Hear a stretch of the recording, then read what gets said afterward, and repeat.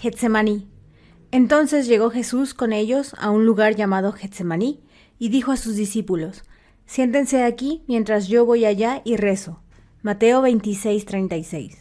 Un maravilloso romance místico se cuenta en la historia de Jesús en el jardín de Getsemaní, pero el hombre no ha podido ver la luz de su simbología y ha interpretado erróneamente esta única mística como una agonizante experiencia en la que Jesús, en vano, suplicó a su Padre que cambiara su destino. Para el místico, Getsemaní es el jardín de la creación, el lugar en la conciencia donde el hombre va a realizar sus objetivos definidos. Getsemaní, Getsemane, es una palabra compuesta que significa expulsar una sustancia aceitosa. Get, expulsar, y semen, una sustancia aceitosa. La historia de Getsemaní, en una dramática simbología, le revela al místico el acto de la creación. Como el hombre contiene dentro de sí mismo una sustancia aceitosa que, en el acto de la creación, es expulsada en una semejanza de sí mismo, así también tiene dentro de sí mismo un principio divino, su conciencia, que se condiciona a sí misma como un estado de conciencia y sin ayuda expulsa o se manifiesta a sí misma. Un jardín es un terreno cultivado, un campo especialmente preparado donde se siembran y cultivan las semillas que el jardinero elige. Getsemaní es un jardín así, el lugar en la conciencia donde el místico va con sus objetivos claramente definidos. A este jardín se ingresa cuando el hombre quita su atención del mundo que le rodea y la pone en sus objetivos. Los claros deseos del hombre son semillas que contienen el poder y planes de autoexpresión, y como las semillas dentro del hombre, estas también están enterradas en una sustancia aceitosa. A medida que el hombre contempla ser y poseer aquello que desea ser y poseer, él ha comenzado el proceso de expulsión o el acto espiritual de la creación. Estas semillas son expulsadas y plantadas cuando el hombre se pierde en un exuberante estado de alegría, conscientemente sintiendo y afirmando ser aquello que anteriormente deseaba ser. Los deseos expresados o expulsados hacen que desaparezca ese deseo en particular. El hombre no puede poseer una cosa y al mismo tiempo todavía desear poseerla. Entonces, a medida que uno conscientemente se apropie del sentimiento de ser lo deseado, este deseo de ser aquello desaparece, se realiza. La actitud mental receptiva, el sentimiento y la recepción de la impresión de ser lo deseado es el fértil vientre o matriz que recibe la semilla, objetivo definido.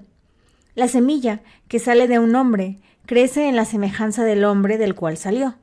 Del mismo modo, la semilla mística, tu conciencia afirmante de que eres lo que hasta ahora deseaba ser, crecerá en la semejanza tuya, de quién y para quién es expulsada. Sí, Getsemaní es el cultivado jardín del romance donde los hombres disciplinados van a poner las semillas de la alegría, sus deseos definidos, desde sí mismos hacia su receptiva actitud mental. Allí las cuidarán y nutrirán, caminando conscientemente en la alegría de ser todo aquello que deseaban ser. Siente, con el gran jardinero, la secreta emoción de saber que las cosas y cualidades que ahora no se ven serán vistas tan pronto como estas impresiones conscientes crezcan y maduren. Tu conciencia es señor y esposo. El estado consciente en el cual habitas es esposa. Este estado hecho visible es tu hijo, dando testimonio de ti, su padre y madre, porque tu mundo visible está hecho a imagen y semejanza del estado de conciencia en el cual vives. Tu mundo y su plenitud no son ni más ni menos que tu conciencia definida manifestada. Sabiendo que esto es verdad, asegúrate de elegir bien a la madre de tus hijos, ese estado consciente en el cual vives, tu concepto de ti mismo. El hombre sabio elige a su esposa con gran discreción. Él se da cuenta de que sus hijos deben heredar las cualidades de sus padres y por eso dedica mucho tiempo y cuidado a la selección de su madre.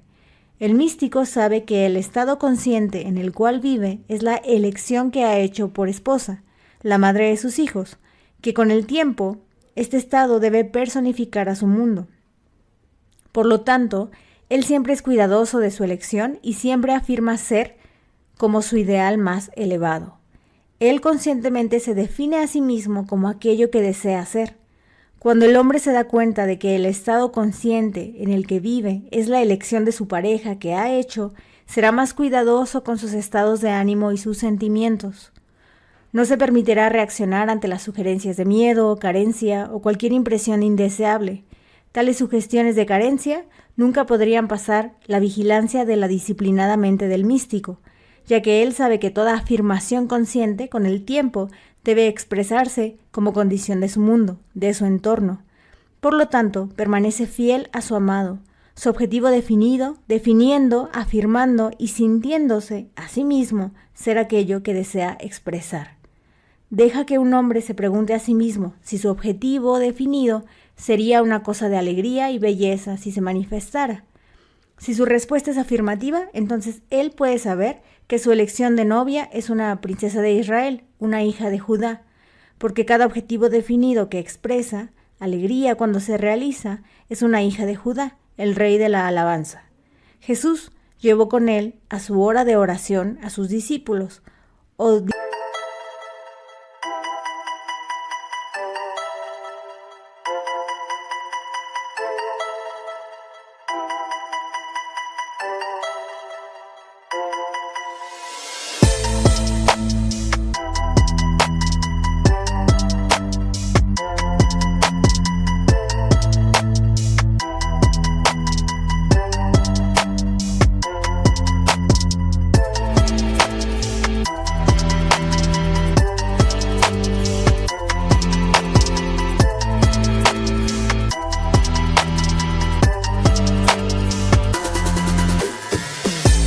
disciplinados atributos de la mente, y les ordenó que vigilaran mientras oraba, de modo que ningún pensamiento o creencia que pudiera negar la realización de su deseo pudiera entrar en su conciencia.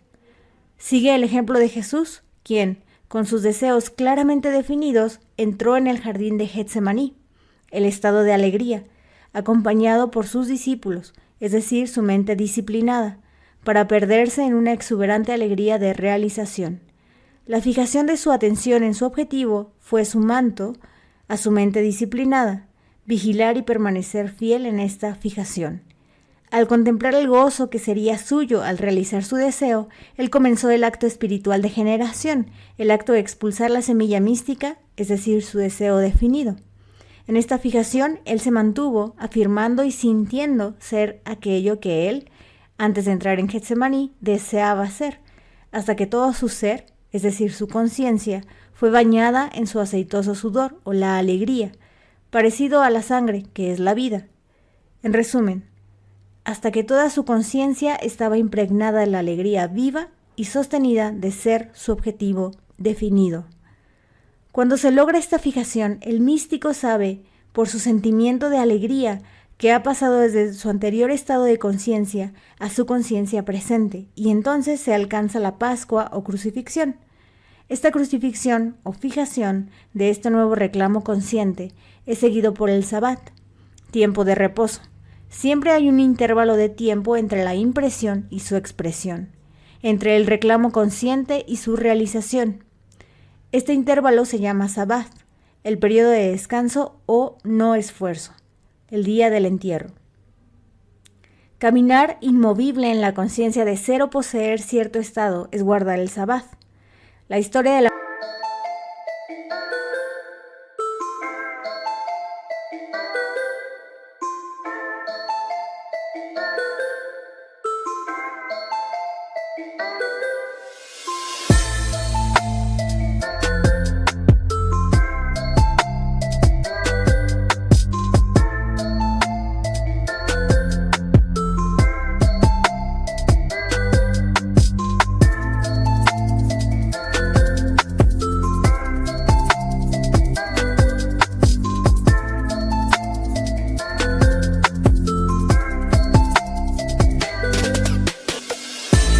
crucifixión expresa bellamente esta quietud mística o descanso.